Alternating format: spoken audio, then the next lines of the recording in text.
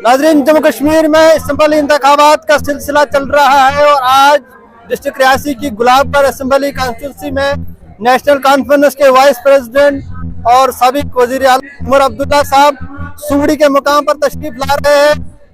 बड़े पैमाने पर यहाँ लोग जो इस वक्त इंतजार कर रहे हैं। इस वक्त 4 बज रहे हैं, लेकिन उमर अब्दुल्ला साहब अभी भी यहाँ पर नहीं पहुंचे हैं। बड़ी बेताबी से यहाँ पर उनके चाहने वाले, नेशनल कॉन्फ्रेंस के कारकुनान, वर्कर, सारे तमाम लोग जो यहाँ पर इंतजार कर रहे थे। मैं आपको तस्वीरें दिखाने की कोशिश करूंगा कि सामने यहाँ हजारों में लोग मौजूद हैं और हजारों में लोग यहाँ उनके खिताब को सुनने के लिए इंतजार कर रहे हैं। मजीद की तस्वीरें मैं आप तक पहुंचाने की कोशिश करूंगा कि किस तरह से यहाँ पर लोग बड़े पैमाने पर जो है इंतजार कर रहे हैं उमर अब्दुल्ला साहब को यहाँ पहुंचने का और उनका खिताब सुनने का इंतजार कर रहे हैं। अगर इस तरफ हम कैमरा घुमाएं तो बड़ी बेताबी से यहाँ लोगों का जो इंतजार है, जो जज्बा है, वो देखने को मिल रहा है।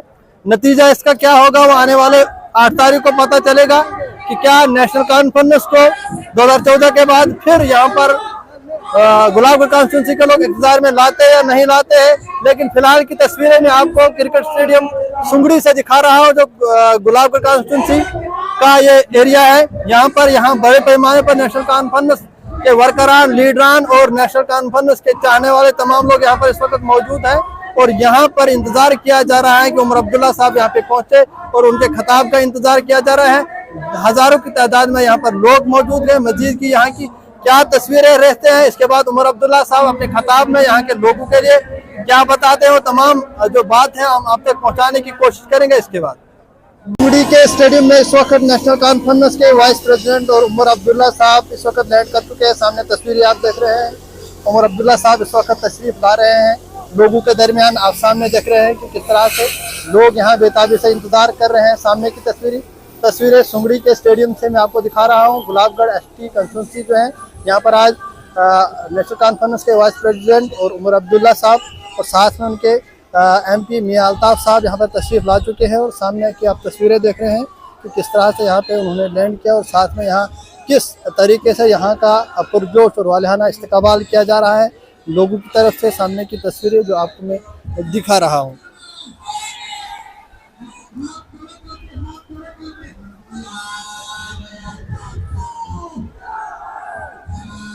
सामने देख रहे हैं कि उमर अब्दुल्ला साहब इस वक्त अपने चॉपर से बाहर आ चुके हैं। आपका स्वागत करें।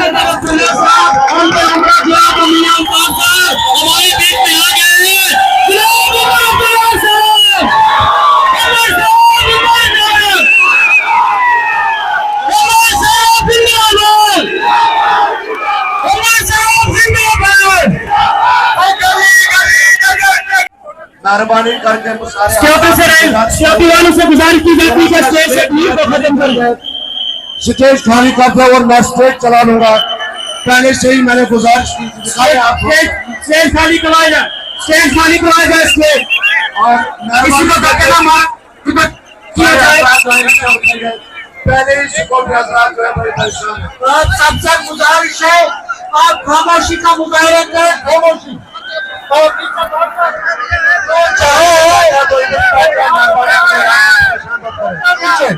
बैठे आप पीछे सारे बैठे इधर ही। जो चाहे नीचे बैठ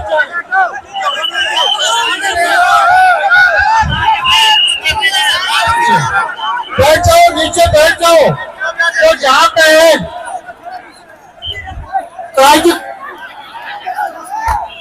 उमर अब्दुल्ला साहब, जनाब उमर साहब,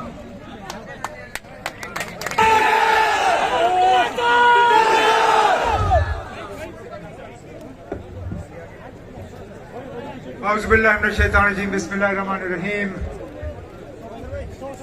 नेशनल कॉन्फ्रेंस के सीनियर लीडर, आप सबके हरदिल अजीज, हमारे अनंतनाग रजौरी पुंछ से मेंबर पार्लियामेंट जनाब मियां अल्ताफ साहब, हमारे मेरे साथ काबिना में उस वक्त वजीर और साबका MLA जनाब अब्दुल गनी मलिक साहब, हमारे यहाँ गुलाबगढ़ असेंबली हलके से नेशनल कॉन्फ्रेंस और कांग्रेस के नामजद उम्मीदवार इंजीनियर खुर्शीद अहमद साहब, नेशनल कॉन्फ्रेंस और कांग्रेस के यहाँ स्टेज पे बैठे हुए तमाम ज़ोमाए किराम, वर्कर हजरात, यहाँ आए हुए भाइयों बहनों बुजुर्गों नौजवान साथियों, आप सबको मेरी तरफ से अस्सलाम वालेकुम और आदाब।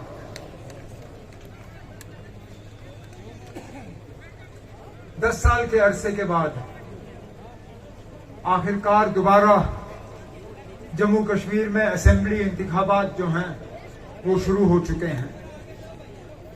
10 साल पहले जब इसी तरह यहाँ इलेक्शन चल रहे थे, उस वक्त मलिक साहब हमारे उम्मीदवार थे। जम्मू कश्मीर के हालात कुछ और ही थे। बेशक उस वक्त नेशनल कॉन्फ्रेंस को लेके लोगों में एक नाराजगी सी थी, लेकिन जम्मू कश्मीर के अगर हम हालात देखें तो ये 10 साल हमें बहुत भारी पड़े। 10 साल पहले जब हम आपसे असेंबली के वोट मांग रहे थे, उस वक्त हमारी अपनी रियासत थी। रियासत का इस मुल्क में खसूसी दर्जा था। लद्दाख हमारे साथ थी। हमारा अपना झंडा था, अपनी आईन थी, अपना पहचान, वजूद, वकार, अपनी जमीनों पे अपना हक, अपनी दरियाओं पे अपना हक, इन पहाड़ों के जंगलों पे अपना हक। इस 10 साल में सारा कुछ हमसे छीना गया। न हमारी रियासत रही, न लद्दाख हमारे साथ जुड़ा रहा, न हमारा अपना झंडा रहा, न आईन, न पहचान, न वजूद, न वकार, न जमीन पे हक, न पानी पे हक। लेकिन बदकिस्मती से ये सब कुछ तो हमसे लिया गया, लेकिन इसके बरक्स हमें मिला कुछ नहीं। मां सिवाय झूठे वादे, खोखले नारे, झूठ, मायूसी और इसके अलावा कुछ नहीं। जब 370 यहां से हटा गया 5 अगस्त 2019 को, उस वक्त बीजेपी और मरकजी सरकार से बड़े बड़े वादे हुए। लोगों से ये कहा गया था कि आपकी तरक्की में अगर कोई रुकावट है तो वो 370 है, आपके बच्चों के रोजगार में अगर रुकावट है तो 370 है, यहाँ फैक्ट्री आने में अगर रुकावट है तो 370 है, यहाँ बड़े बड़े पावर प्रोजेक्ट बनते नहीं बने क्योंकि 370 है, यहाँ पे सारा कुछ जो है बदल जाता, 370 ने रोका। 370 हटने के बाद ये अब 6ठा साल चल रहा है। मैं मजबूर होता हूं पूछने पे कि ठीक है ना, अब आपने ले लिया, लेकिन लेने के बाद यहाँ के लोगों को क्या मिला? क्या कोई नया कारखाना गुलाबगढ़ के इस असेंबली हलके में बना? क्या कोई नई फैक्ट्री आई? क्या कोई नया प्रोजेक्ट बना? क्या यहाँ पे बच्चों के रोजगार का कोई इंतजाम हुआ? क्या बच्चों की तालीम में बेहतरी आई? हर लिहाज से अगर आप देखें तो हम पीछे गए, हर लिहाज से हम पिस गए। इलाके हैं जहां नेशनल कॉन्फ्रेंस की हुकूमत में हम मौके पे इसी तरह हेलीकॉप्टर उतार के डीजी साहब को भेजा करते थे, और वहां पे डीजी भर्ती का पुलिस में सिलसिला रहता था, वहां कैंप लगती थी, बच्चों का लाइन लगता था। अगर छाती बराबर, कद बराबर, तो डीजी साहब मौके पे वहां दस्तखत करके बच्चों को पुलिस में दाखिल करते थे। आज 10 साल हो गए, हमने कहीं पे डीजी भर्ती नहीं देखी। हमने यहाँ पे सरकारी मुलाजमत नौजवानों को मिलते हुए नहीं देखा। हमने नेशनल कॉन्फ्रेंस ने अपने मंशूर में वादा किया है कि अगर आपके वोटों और आपकी दुआओं के नतीजे में 8 अक्टूबर के बाद हमारी हुकूमत बनी तो चंद दिनों के अंदर हम कम से कम 1 लाख नौजवानों को सरकारी मुलाजमत लगाना शुरू करेंगे। हम इन दूर दराज इलाकों में दोबारा डीजी को हेलीकॉप्टर में भेज के यहाँ डीजी भर्ती का सिलसिला शुरू करेंगे।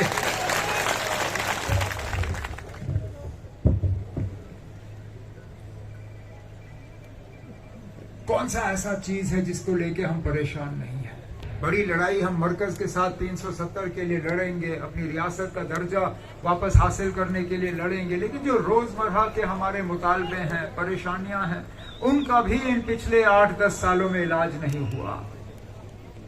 हमारे उम्मीदवार साहब ने अपनी तकरीर के दौरान, गनी मलिक साहब ने अपनी तकरीर के दौरान यहाँ बिजली के हवाले से बात की, और अफसोस इस बात का कि हमारी दरियाओं का इन्होंने जरा सा भी इस्तेमाल नहीं किया बिजली हासिल करने के लिए। आज 8-8, 10-10, 12-12 घंटे बिजली का कट और बिजली की फीस आज आसमान में। मेरे दौरे हुकूमत में जब गनी मलिक साहब मेरे साथ मिनिस्टर थे, जब मियां अल्ताफ साहब मिनिस्टर थे, महीने का बिजली का बिल 150, 200, 250 रुपए महीना, उससे ज्यादा नहीं। आज बदकिस्मती से इन तमाम कट्स के बावजूद बिजली का बिल इन देहात के इलाकों में कम से कम महीने का आपका 1650 रुपए है। आमदनी आपकी 1500 होगी, आमदनी 1500 होगी, लेकिन बिजली का बिल जो है 1650 रुपए से कम नहीं। हमने अपने मंशूर में आपसे वादा किया है कि इस बोझ को कम करने के लिए, इस दबाव को कम करने के लिए इंशाल्लाह हम 200 यूनिट मुफ्त बिजली आपको फरहम करना शुरू करेंगे, ताकि कम से कम ये जो बिजली का खर्चा आपके ऊपर हो उसको हम कम कर सकें। यहाँ पे रोजगार के हवाले से मैंने बात की, बिजली के हवाले से बात की, सेहत का निजाम बिगड़ा हुआ है, हमने दोबारा अस्पताल अपने कायम करने हैं। यहाँ पे गनी मलिक साहब ने सड़क के साथ जो है शुपैया के साथ इस इलाके को जोड़ने, दमाल हांजीपुरा के साथ जोड़ने की बात की, और इंशाल्लाह इस प्रोजेक्ट को भी हम दिल्ली से मंजूरी दिलवा के इस पे जो है काम जल्दी से करवा के इसको हम मुकम्मल करवाएंगे। इसी तरह अगर हम राशन की बात करें, मुझे अपना दौर याद है जब यहाँ राशन कार्ड के जरिए मिट्टी का तेल आपको फराहम किया जाता था, जब राशन कार्ड के जरिए आपको चीनी दी जाती थी, जब राशन कार्ड के जरिए राशन का स्केल इतना होता था कि उससे आपका गुजारा हो जाता था।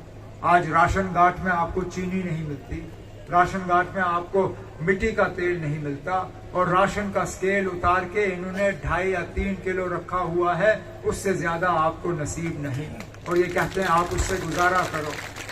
हमने अपने मंशूर में आपसे वादा किया है कि इंशाल्लाह अगर हमारी हुकूमत आई तो दोबारा हम आपको मिट्टी का तेल और चीनी जो है राशन कार्ड के जरिए फराहम करना शुरू करेंगे, राशन का स्केल बढ़ा देंगे ताकि उस राशन से आपका गुजारा हो। इसी तरह वजीर आजम साहब, ये जो बीजेपी का यहाँ डंडोरा पीटते हैं लोग, जो आजाद उम्मीदवार बीजेपी की मदद करने के लिए मैदान में उतरे हुए हैं, इन्होंने वजीर आजम के जरिए यहाँ गैस के चूल्हे बंटवाए थे। कहा था कि ये गैस का चूल्हा पकड़ो, ये जंगल मत जलाओ, ये गोबर मत जलाओ, आप गैस के चूल्हे पे अपना खाना पकाओ।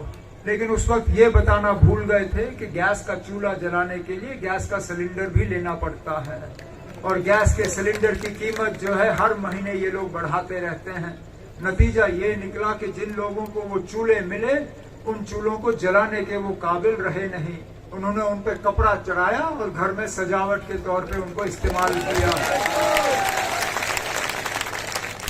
ये हमने अपने मंशूर में आपसे वादा किया है कि हमारी हुकूमत आई तो उन चूल्हों को दोबारा जलाने के लिए हम साल में आपको 12 गैस सिलेंडर मुफ्त फराहम करेंगे। ये कोई आजाद उम्मीदवार नहीं कर सकता आपके लिए, ये बीजेपी वाले भी नहीं करेंगे, क्योंकि उनके इरादे जम्मू कश्मीर के लिए ठीक नहीं है। उन्होंने यहाँ हमारी भलाई और हमारी बेहतरी के लिए कुछ नहीं सोचा है।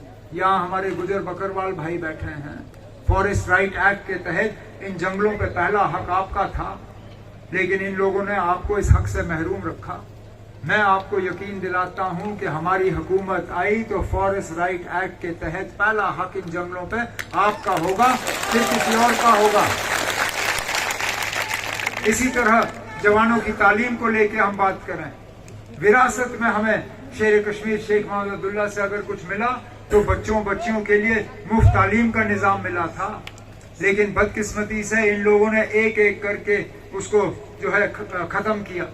हमने अपने मंशूर में यहाँ के बच्चियों कि इंशाल्लाह आपके वोटों के नतीजे अगर हमारी हुकूमत बनी तो स्कूल से लेके यूनिवर्सिटी तक हम बच्चियों को मुफ्त तालीम फराहम करेंगे, ताकि ये बच्चे भी कल को जाके बाकी मुल्क में मुकाबला कर सके, अफसर बन सके, फैक्ट्री खोलें, काम कर सके, कम से कम कुछ कमाएं।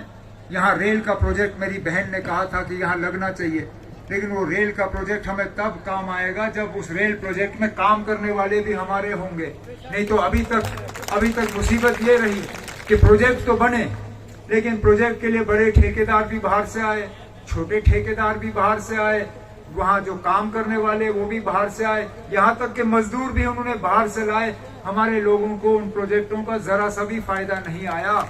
हमने अपने मंशूर में वादा किया है कि इंशाल्लाह हमारी हुकूमत बनेगी तो जो भी बड़े प्रोजेक्ट आएंगे, चाहे वो बिजली के लिए हो, सड़क के लिए हो, रेल के लिए हो, पावर के लिए हो, उन प्रोजेक्टों में सबसे पहले अगर किसी को रोजगार मिलेगा वो हमारे नौजवानों को मिलेगा, उसके बाद किसी बाहर वाले को हम देख लेंगे। लेकिन ये सब तब मुमकिन होगा अगर कि हम अपने वोट का सही इस्तेमाल करें। आप लोगों ने पार्लियामेंट के इलेक्शन में दिखाया कि बीजेपी को किस तरह हराया जा सकता है।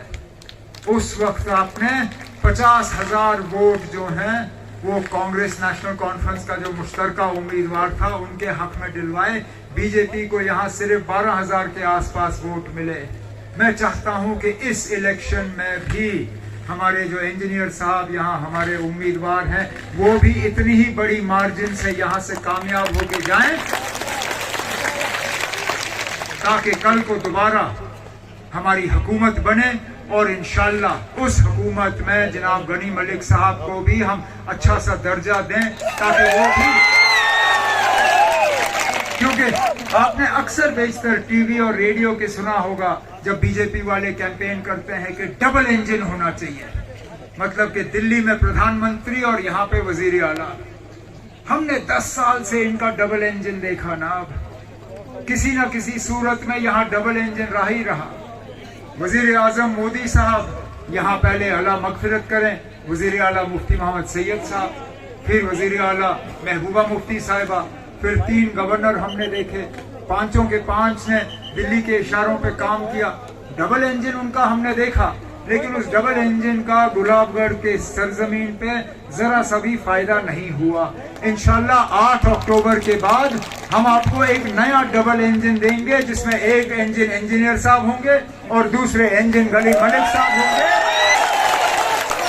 और फिर देखना डबल इंजन का क्या मतलब निकलता है।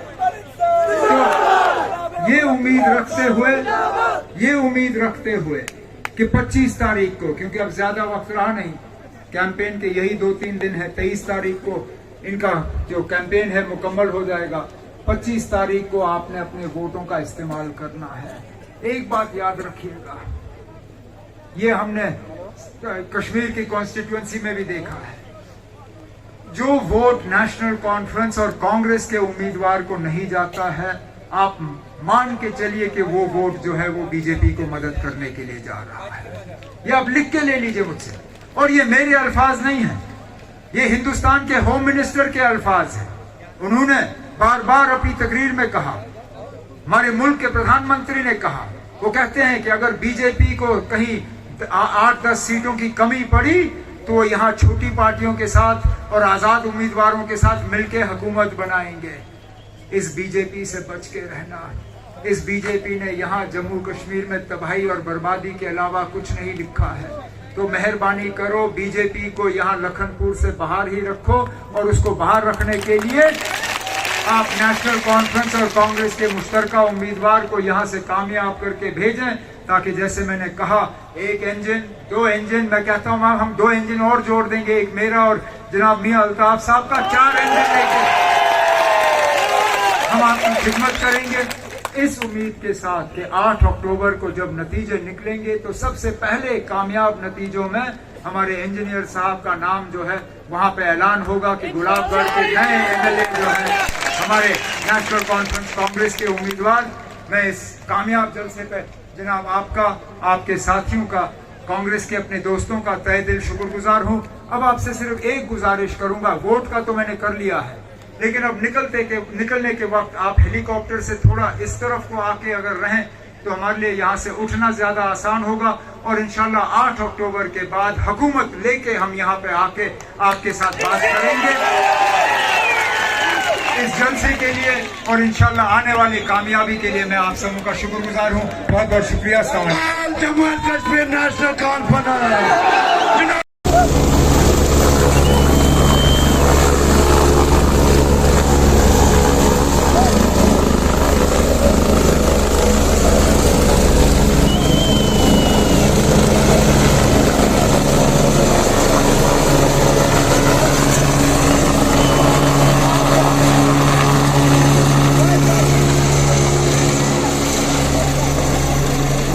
अभी तक आपने सुना कि संगम स्टेडियम सूडी से आपको हम तस्वीरें दिखा रहे हैं। नेशनल कॉन्फ्रेंस के वाइस प्रेसिडेंट और साबिक वज़ीर आला उमर अब्दुल्ला साहब यहाँ पे आए हुए थे। उनके हमरा मियां अल्ताफ साहब जो पार्लियामेंट मेंबर हैं राजौरी अनंतनाग सीट से, उन्होंने इस वक्त यहाँ एक बड़े अवामी इज्तिमा से खिताब किया। उन्होंने तमाम तफसीलात उन्होंने बताई और 5 अगस्त 2019 के बाद के हालात पर उन्होंने उमर अब्दुल्ला ने तफसीली जो है उस पर तबसरा किया और 5 अगस्त 2019 के बाद जो सिचुएशन जम्मू कश्मीर में है, जो हालात हैं, उन्होंने इस पर तफसीली जो है बात की, यहाँ पर लोगों तक अपनी बात पहुँचाई और साथ साथ में उन्होंने बड़े सारे जो अपने मंशूर में उन्होंने आज असम्बली इंतखाबात जो हो रहे हैं, जो उन्होंने पूरी रियासत के लिए वादे किए हैं, उनके साथ साथ वो अपने ख्यालात भी यहाँ के लोगों के सामने उन्होंने रखे कि क्या वो काम करने जा रहे हैं। अगर उनकी हुकूमत जम्मू कश्मीर में कायम होती है तो आने वाले वक्त में वो जम्मू कश्मीर की डेवलपमेंट के लिए, यहाँ के लोगों के लिए, फलाह बहबूद के लिए कौन से काम करने जा रहे हैं। उनके साथ साथ उन्होंने ये भी बताया कि 200 यूनिट बिजली जो अगर उनकी हुकूमत आती है तो वो 200 यूनिट बिजली यहाँ पर जम्मू कश्मीर के लोगों को मुफ्त में फराहम करेंगे। साथ साथ में हर मंथ एक सिलेंडर गैस फ्री में जो मुहैया करेंगे। उसके साथ साथ उन्होंने जम्मू कश्मीर का जो एक बड़ा मुद्दा है